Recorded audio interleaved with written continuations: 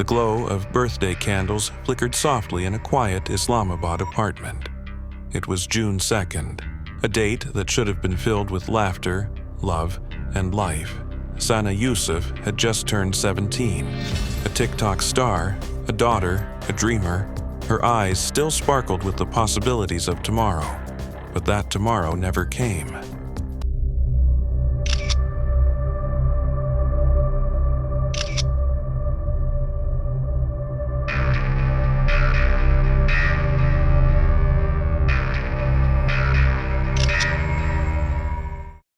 As the clock struck late night, a man entered her home, someone she had once trusted.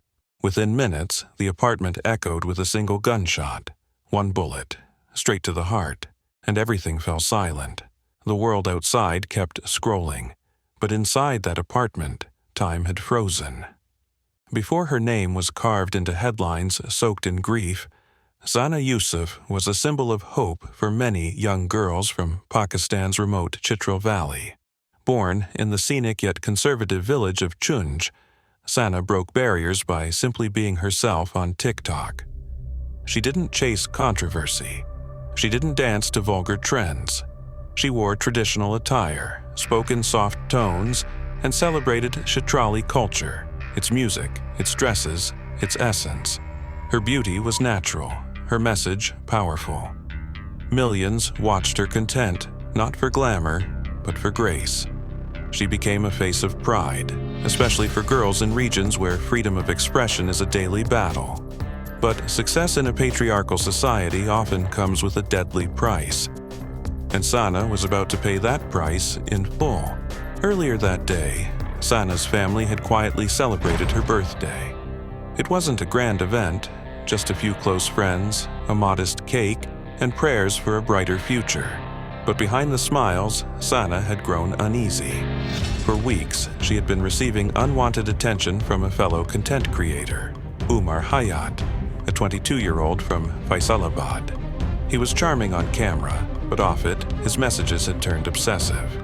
Sana had rejected his advances multiple times, politely at first, firmly later. But obsession doesn't understand rejection. That night, Umar showed up at Sana's house, uninvited. He claimed he had a gift, a birthday surprise, perhaps hoping for forgiveness, or maybe he had already made up his mind. The door opened, the last moment of normalcy in Sana Yousaf's life. Neighbors would later tell police they heard a loud argument. Sana's voice, firm, maybe frightened, then silence, and then a single gunshot. No struggle, no chance to scream. Umar had brought a weapon. The bullet pierced her chest at close range. She collapsed instantly. Her blood soaked the floor beneath her, a horrifying red contrast to the soft pastels of her birthday dress. By the time her family rushed in, it was too late. Her pulse gone. Her breath vanished. Her eyes still open. The boy who once liked her videos had just killed her. Umar didn't wait. He fled the scene within minutes, vanishing into the capital's shadows. Police issued an alert immediately. It wouldn't be long before they tracked him down in Faisalabad, hundreds of kilometers away. The arrest was quick, but what he left behind couldn't be undone. News of Sana's murder exploded across social media. Millions were in shock, not just for the tragedy, but for how familiar it felt. This wasn't the first time. Pakistan, especially in the last few years, has witnessed a disturbing rise in crimes against female influencers. Women like Kandil Baloch, murdered in the name of honor. Like Maria Ali, whose killer still walks free. Now, Sana was gone too. Not because she was provocative, but because she said no. During initial interrogation, Umar Hayat showed little remorse. His words were chillingly flat. She kept ignoring me. I loved her. He confessed to planning the murder days in advance. The pistol wasn't an accident. It was a decision. He had watched her rise, watched her posts go viral, watched the thousands of followers pour in, and slowly, his admiration turned into resentment.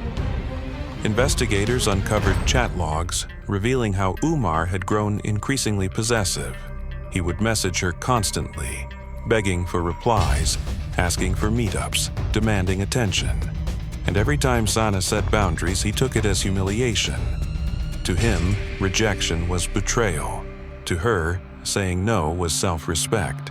Within 24 hours, the hashtag Justice for Sana Yousaf was trending across Pakistan, India, and the global South Asian diaspora.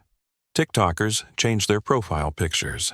Influencers uploaded tribute videos. Thousands of fans flooded her old posts with candle emojis and broken hearts. Why are obsessed men not being stopped before they kill? Do women need police protection just to exist online? Pakistani feminists, journalists, and civil rights activists raise the same haunting concern. Sana didn't die for love. She was executed for rejecting male entitlement. This wasn't just a murder.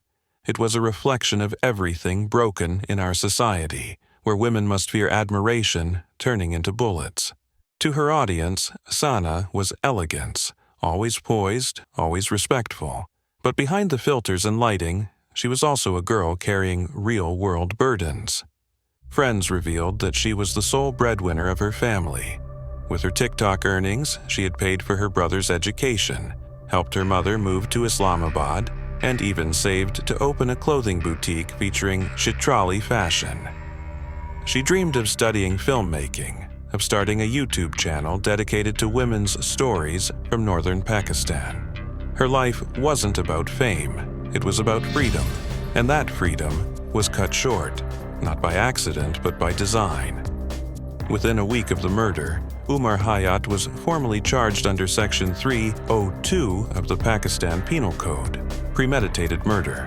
The prosecution labeled it a clear-cut case, citing his confession, the recovered weapon, and eyewitness accounts. But as the legal process moved forward, delays began. Court dates were pushed. His lawyers argued mental instability. They questioned Sana's influence on him. Whispers of character assassination emerged, not of the killer, but of the victim. This tactic wasn't new. In Pakistan's legal system, victims, especially women, are often forced to prove their innocence even in death. And Sana's family? They sat quietly in courtrooms, holding her photo, waiting, crying, hoping that this time, justice wouldn't forget them. 1 month after the murder, Sana's mother was interviewed by a national news outlet.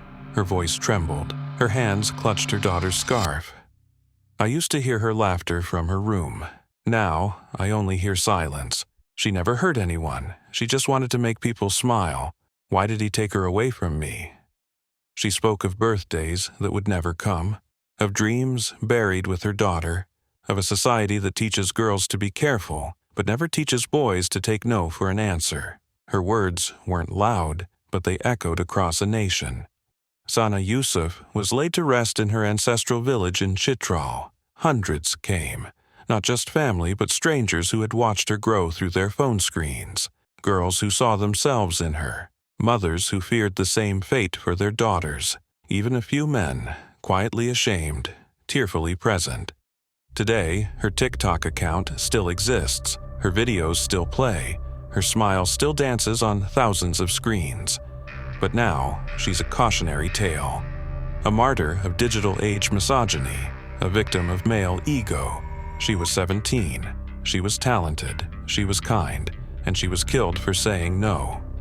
If this story touched you, don't let Sana's voice be the last. Speak up, share her story, and hit subscribe to our channel. Because every time we tell the truth, we get closer to justice.